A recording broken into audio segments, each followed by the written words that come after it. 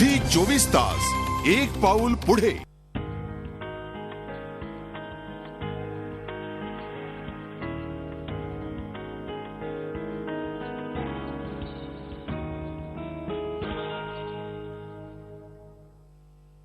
सध्या आपण चाललो आहोत भारतातल्या काही ऐतिहासिक व्यक्तिमत्वांना भेटायला।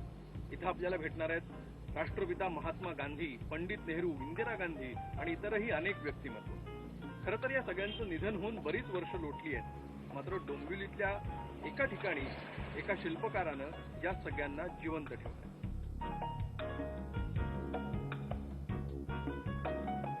डोंबिवलीच्या MIDC परिसरात असणाऱ्या या शिल्पालयात आपण प्रवेश केला की इथली हिरवाई आणि या हिरवाईवर वेगवेगळ्या वेशात आणि आवेशात उभे असलेले महापुरुष आपलं स्वागत करतात।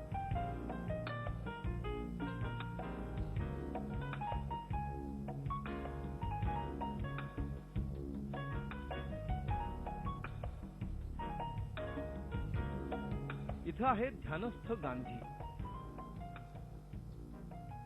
विचारमग्न नेहरू, आक्रमक लोकमान्य टिळक,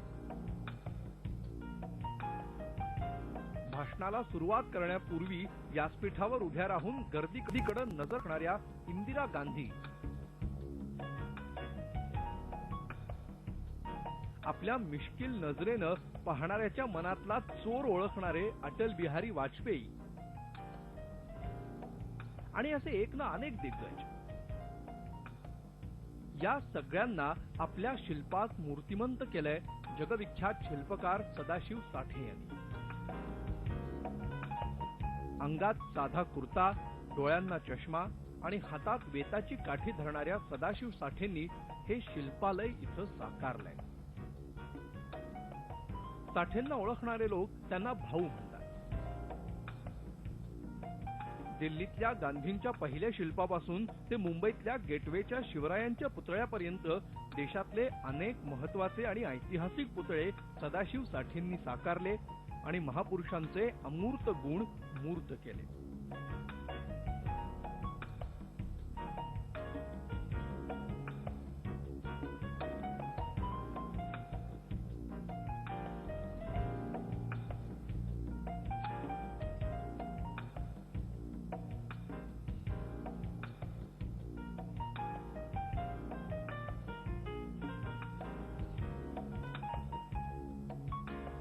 आम्ही त्यांना विचारलं शिल्पालयाच्या संकल्पनेविषयी।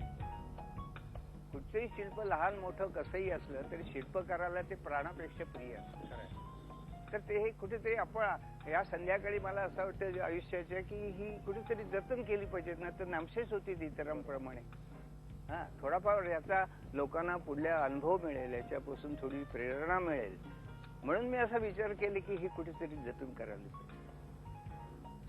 सुदैवाने काय झालं की हा जो प्लॉट आहे MIDC मधला हा गेले 40-45 वर्ष माझ्या ताब्यात आहे आणि एक्सक्लुझिव्हली तो माझ्याच मालकीचा असल्यामुळे मी असं म्हटलं की या ठिकाणी चांगली जागा आहे, वर्कशॉप्स मला थोडी मागे हटवता येतील। बरं, मी गेल्यानंतर वर्कशॉप कशा पद्धतीने चालतील त्याला माहिती नाही, पण ह्या जागेमध्ये तुम्हाला ही सगळा शिल्पांचा संग्रह करता येईल। कारण आम्ही इतकी शिल्प बनवली, त्यातली अर्ध्याधिक शिल्प केली नामशेष झाली। उदाहरणार्थ घोड्याचे पुतळा, मुंबईचा शिवाजी महाराजांचा पुतळा मी केला, 18 फूट उंचीचा पुतळा। त्याचं एकंदर आकारमानच एवढं मोठं होतं की ते प्रिझर्व करणं शक्यच नव्हतं आणि ते प्लॅस्टरमध्ये 3 पायावरती घोडा अशी अनेक शिल्प माझी पेरिश झाली, नाहीशी झाली। आता जी आहेत ज्याची सुरुवातीपासून, आता उदाहरणार्थ मी सुरुवातीला गांधींचा पुतळा केला 1953 साली, म्हणजे आज बरोबर 60 वर्ष झाली त्याला। त्या शिल्पाची सुरुवातीपासून जी माझ्याकडे त्याची स्केचेस आहेत, त्याची मॉडेल्स आहेत आणि ती सगळी जतन करून ठेवलेली आहे।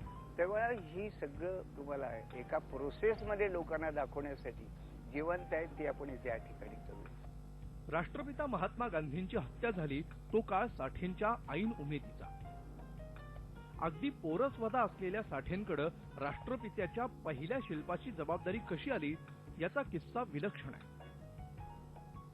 गांधी हत्येनंतर 48 सालानंतर, हे 52 साली 4 वर्षाची नंतरची गोष्ट, तेव्हा त्याच्यात कुठचीही कमतरता राहू आणि गांधींच्या बरोबर पंडित नेहरूंपासून सगळी माणसं त्यावेळेस जिवंत हयात होती आणि मोठमोठी मंडळी कमिटीवरती होती. ह्या लोकांनी पसंत करून ते मॉन्युमेंट सर्वोत्तम असं मॉन्युमेंट करावं. तर मी झटपट करत होतो की मला माझ्या हातात काम आहे, माझ्याजवळ स्टुडिओ नसला तरी मला तुम्ही संधी द्या, मी तुम्हाला एखाद्या प्रोफेशनल आर्टिस्ट सारख्या कुठच्याही अटी ठेवणार नाहीये आणि मला तुम्ही संधी द्या. ते म्हणाले तुम्हाला संधी द्यायला हरकत नाही, पण तुमचा अनुभव काही नाही, म्हणून मला संधी दिल्याशिवाय अनुभव येणार नाही, अनुभव आल्याशिवाय तुम्ही काम देणार नाही. हे असं कोंबडी अगोदर का अंड्या असं ह्याच्यामध्ये होतो मी. तर समाव काय झालं, माझं प्रयत्न म्हणा खूप, आणि दुसरी गोष्ट म्हणजे थोडं लक सुद्धा म्हणावं लागेल की मला तिथे अप्रोच व्हायला मिळालं. आणि दिल्लीमध्ये त्यावेळेस स्थिती अशी होती की कुणाला इझिली अप्रोच होता येतं. पंडितजींना सुद्धा 2 पत्र पाठवली ते तुम्हाला भेट देत असत. इतकी त्यावेळेची परिस्थिती ही सिंपल होती. आणि म्हणून मला ह्या कॉर्पोरेशनच्या म्हणजे नगरपालिकेच्या लोकांना अप्रोच होता आलं, बोलता आलं त्यांच्याशी, आणि पाठपुरावा करता आलं. त्याच्या जवळजवळ मागेच लागलो मी आणि त्यांना एक लहान मॉडेल करून दाखवलं. तर मला खात्री होती की हे मॉडेल यांना पसंत पडणार, आणि तसंच झालं. मॉडेल पसंत पडलं, पण त्यांची धारिष्ट होईना की या यंग माणसाला 26-27 वर्षाचं माझं वय होतं, काही कुठे अनुभव नसणार माझ्यासारख्याला हे काम देतील की नाही, किंवा दिलं तर ते यशस्वी होईल की नाही याची त्यांना खात्री नव्हती. आणि म्हणून मी त्यांचे अगदी जंगजंग पछाडली. म्हटलं मी मोठं हेड करून दाखवलं त्यांना. ते म्हणाले लहान करणं ठीक आहे, मोठं 9 फुटी पुतळा करायचं आहे, मग 1.5 फूट साईजचा पुतळा येतो, तुम्हाला तो करता आला पाहिजे, त्याचं ब्रॉन्झ कास्टिंग करता आलं पाहिजे. तर मी म्हटलं की मी तुम्हाला मोठ्या साईजचं क्ले मॉडेल करून दाखवलं. ते करून दाखवलं त्यांना. गांधींचं आणि सदाशिव साठेंचं नातंच वेगळं आहे.